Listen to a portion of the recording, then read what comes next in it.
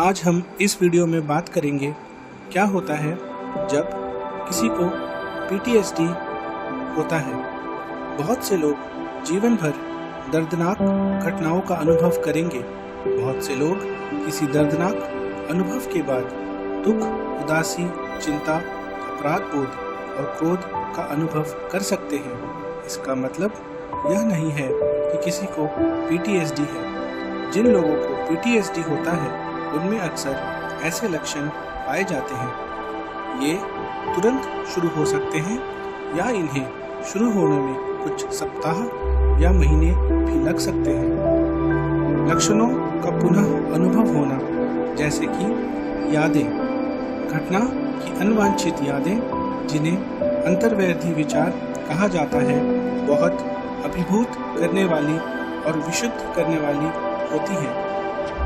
सपने, किसी घटना के बारे में परेशान करने वाले सपने या बुरे सपनों का आना, विघटनकारी प्रतिक्रियाएं, ऐसा महसूस करना या अभिनय करना जैसा कि दर्दनाक घटना फिर से हो रही है। इसे हम फ्लैशबैक के रूप में जानते हैं। चरम परिस्थितियों में आप अपने आसपास क्या हो रहा है इसके बारे में जागरूक होना भी बंद कर सकते हैं। शारीरिक और मनोवैज्ञानिक कष्ट, ऐसी चीजों के संपर्क में आने पर जो आपको किसी तरह से घटना की याद दिलाती है, बहुत अधिक व्यथित और शारीरिक रूप से उत्तेजित महसूस करना, उदाहरण के लिए तेज सांस लेना।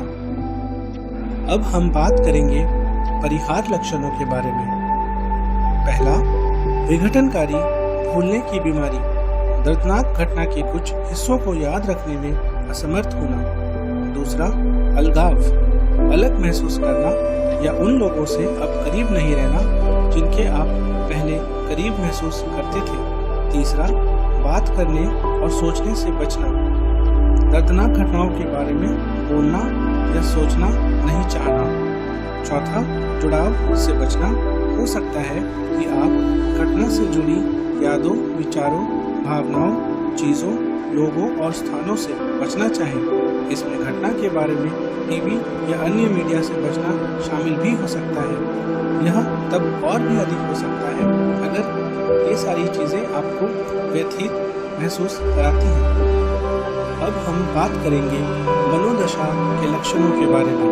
पहला, नकारात्मक मान्यताएं और अपेक्षाएं, अपने बारे में, दूसरों के बारे में या दुनिया के बारे में नकारात्मक सोचना। दूसरा, दोष देना, होने वाली दर्दनाक घटना या उसके परिणामों के लिए खुद को या अन्य लोगों को दोषी ठहराना। तीसरा, नकारात्मक भावनाएं, लगातार भय, डर, क्रोध, अपराध बोध या शर्म का अनुभव करना। चौथा, गतिविधियों में अरुचि, उन गतिविधियों में भाग न लेना या उनमें रुचि न लेना जिनका आप आनंद लेते थे या जिन्हें आप नियमित रूप से करने में सक्षम थे। और पांचवा, सकारात्मक भावनाओं को महसूस करने में असमर्थ महसूस करना, खुशी, संतुष्टि या प्रेम पूर्ण भावनाओं का अनुभव करने में सक्षम नहीं होना। अब हम बात करेंगे सतर्कता और प्रतिक्रियाशीलता के लक्षणों के बारे में। पहला, अति सतर्कता, आपके आसपास क्या हो रहा है इसके बारे में अत्यधिक जागरूक रहना और आराम करने में असमर्थ होना। दूसरा, आसानी से चौंक जाना, शोर या हरकतों पर अत्यधिक प्रतिक्रिया करना जो आपको दर्दनाक घटना की याद दिलाते हैं। तीसरा, ध्यान केंद्रित करने में कठिनाई, उन कार्यों पर ध्यान केंद्रित करना कठिन हो रहा है जिन पर आप पहले ध्यान केंद्रित करने में सक्षम थे। चौथा, सोने में कठिनाई, सो जाना और सोते रहना मुश्किल हो रहा है।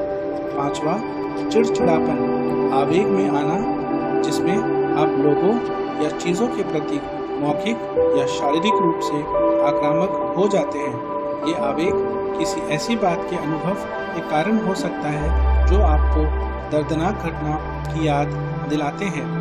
और आखिरी, लापरवाही, हानिकारक या आत्मविनाशकारी कार्य करना।